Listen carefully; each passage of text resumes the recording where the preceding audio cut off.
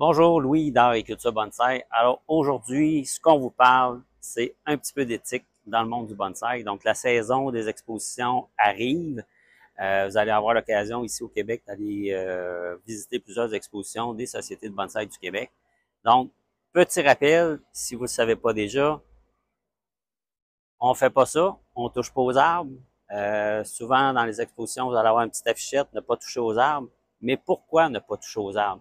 Même si quand vous venez ici en magasin, sauf les arbres qui sont en vente, les arbres qui sont en exposition, que c'est marqué collection privée, il faut pas toucher aux arbres. Pourquoi? Tout simplement que, par exemple, ici, le petit pin noir, il a été ligaturé. Donc, il y a du fil partout dans l'arbre. Donc, la personne qui a travaillé l'arbre a pensé et placé chacun des petits plateaux, chacune des petites branches. Mais la chose qu'on ne sait pas, donc, si on touche à l'arbre, nécessairement, on va déplacer le feuillage. Mais ce qu'on ne sait pas non plus, c'est est-ce qu'il y a des branches qui ont été fragilisées pendant la mise en place de chacun des plateaux. Il y a juste le bonsaïste qui a travaillé l'arbre qui sait ça. Donc, s'il y a déjà une branche qui est fragilisée, puis que, bon, on veut savoir si c'est un vrai arbre, mais si on touche à l'arbre, on risque de casser la branche, puis là, ben, le propriétaire va voir la branche dépérir au fil du temps, il va se demander ce qui s'est passé, mais c'est peut-être nous, sans le savoir, ben, on voulait pas mal faire, mais on a touché à l'arbre, puis ça nous a occasionné, ben, ça a occasionné des problèmes à l'arbre. L'autre chose qui se passe assez souvent pour les arbres qui sont plus matures, on va avoir une écorce qui est très friable, c'est très fragile. Donc, d'aller voir, d'aller toucher l'écorce, on risque de faire écailler l'écorce, faire tomber l'écorce. Pour le propriétaire, c'est peut-être un des critères qui est important pour son arbre.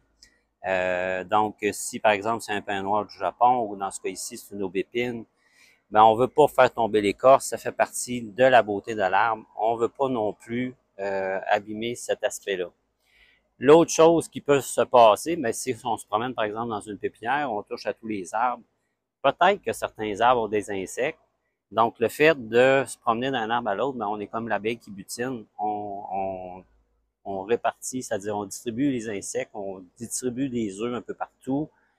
On va peut-être infester des arbres encore là sans le savoir. Ça peut être des insectes, ça peut être aussi des spores de champignons ou de maladies fongiques. Donc, on ne veut pas faire ça.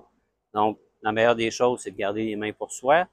Ou encore, meilleure des choses à faire, vous voulez avoir des détails sur l'arbre, vous voulez avoir plus d'informations, vous voulez voir si la ramification est belle. La meilleure des choses, le meilleur conseil, demandez la propriété, demandez la permission propriétaire. C'est l'assurance qualité. Donc, assurez-vous de demander la permission au propriétaire. Il va sûrement se faire un plaisir de vous montrer son arbre, les particularités. C'est la meilleure chose à faire. Alors, en espérant que ces petits conseils-là vous soient utiles, continuez de pratiquer, continuez de nous suivre. Arigato!